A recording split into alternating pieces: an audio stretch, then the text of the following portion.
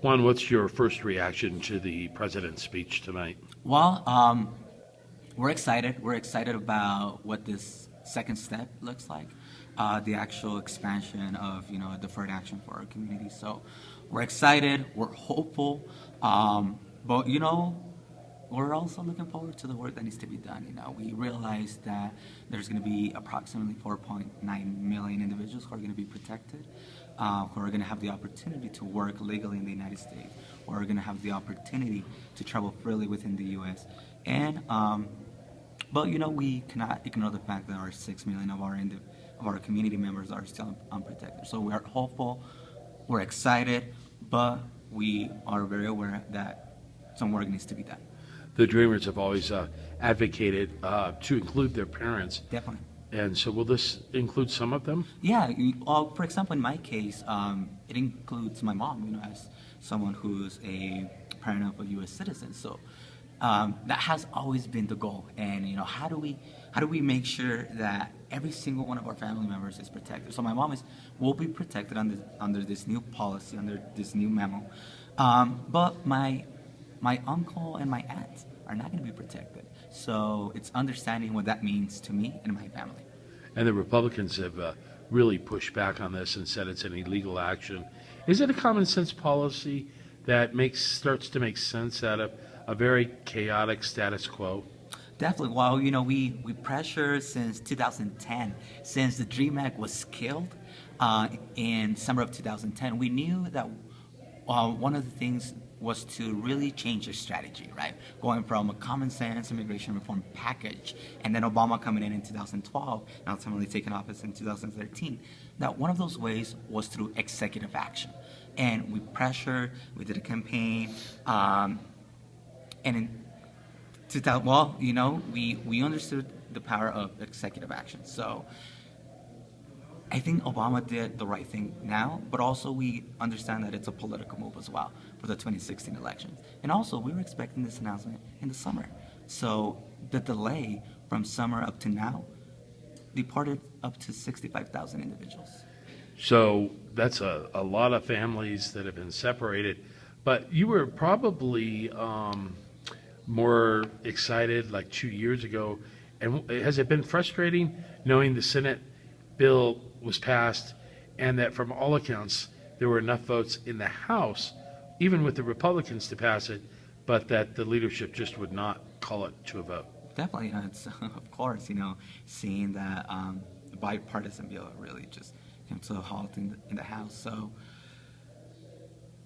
we knew that we had to change our strategy, and that change of strategy was through executive action. So ultimately, it's the second step again, but there are still 6 million individuals left out, and it's going to take a common sense, just immigration reform package. So from your perspective, what is common sense reform?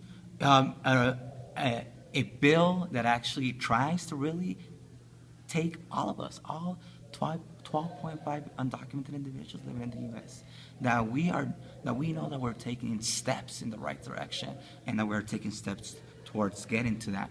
But ultimately, it's a program that has to be renewed every 2 years, that we know that our low-income families, those who cannot afford to pay $465 per application, are left out. Every time we post an immigration story online at the paper's website, there's pushback that you guys are criminals and you're illegal, and that, of course. What do you address to people that have no tolerance and no patience and think that you should go back to your country? There's a shift. There's definitely a shift, and we're going from those very anti-immigrant individuals who really see us as a threat, as criminals, as drug dealers, as illiterate, or that we just crossed the border, right? And we can show it to them, and we can tell them, look, we are immigrants who live in your community. More so, we are contributing to the society, we're contributing to this community. So the only difference is that it's my lack of immigration documentation.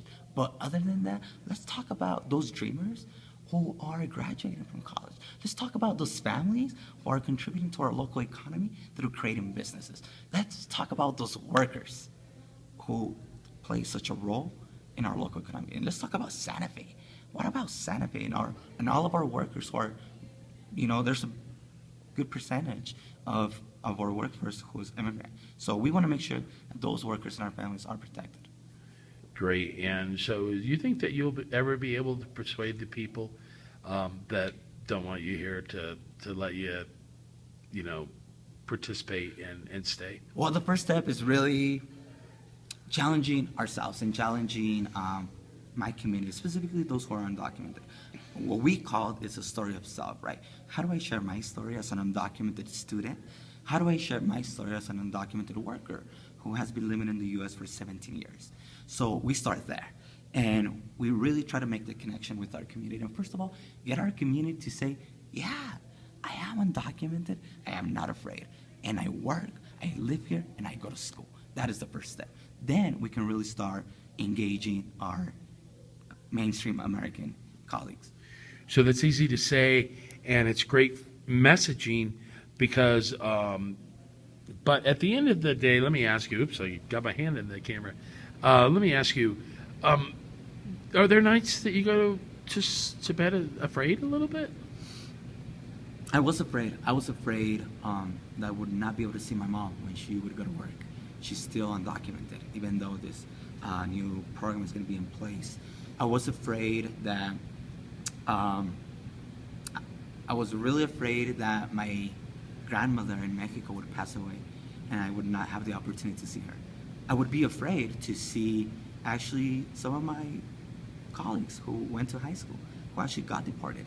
So yeah, there was a great amount of fear in my life, but through organizing and through community development and through community outreach, I learned that we have to take a stand.